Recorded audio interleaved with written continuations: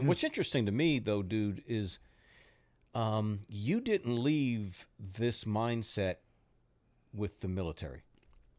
You know what I mean? You took this with you. You took Right. this approach to excelling, but again, not focusing on the outcome per se, Right. but because the outcome takes care of itself, right? Yep. And we'll see more about that in a minute. But did you know that that's what you were doing? No, because, and here's the big difference too, is while I was military, it was all about how can I make me better? Right. How can I improve this? Right. Once I retired is how can I make other people better? Hmm. You know, so that was a big difference. So how do you do that? I don't know. I had to figure it out, you know, because you could teach something out of a manual, but are you really going to make them better, or are you just regurgitating something else? So at the time, though, were you thinking only in terms of the firearm instruction you were doing? Because that's you weren't the social media influencer Nope. then. I certainly was not. Nope. No. So, but I was teaching other stuff other Right. than the firearms too. Right. But yes, so that's all I was thinking about is the things I was teaching people. Right.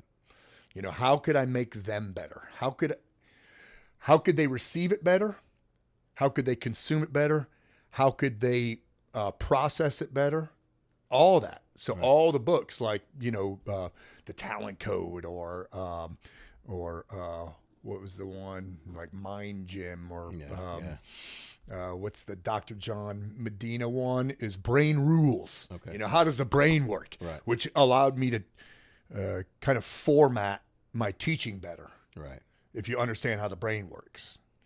So it was all kind of parallel and reciprocal, Right. you know? So for you at the time, though, I mean, because somebody could simply say, well, you know, I was Tier 1 Special Forces, so it's going to be easier for me to get a gig teaching firearms and whatnot. So, and leave it at that. Just all you got to do is show up and teach the course. Who cares whether I'm making the people better as people or anything like that? So you were already thinking like this at that time. Yeah, because a lot of guys do that. They're like, well, I'm a retired special ops guy. People will hire me just because. Yeah. You know, they will hire me. Right. But when it comes to teaching and conveying a message, I've said this a million times. You need to be the right person who's going to say the right thing to the right person at the right time. You need to tailor training to the individual. You know, it needs to be tailored. And because you can't just tailor the training to a specific group. I like to tailor the training to an individual within the group. Right. So and that takes time. You know, it takes time to figure that stuff out. Did you notice the effectiveness of that early on? Could you see the net effect of people feeling like they were, you know, weren't just one of 20 people standing in a shooting line? Not early on, because it took me a while to evolve in my teaching.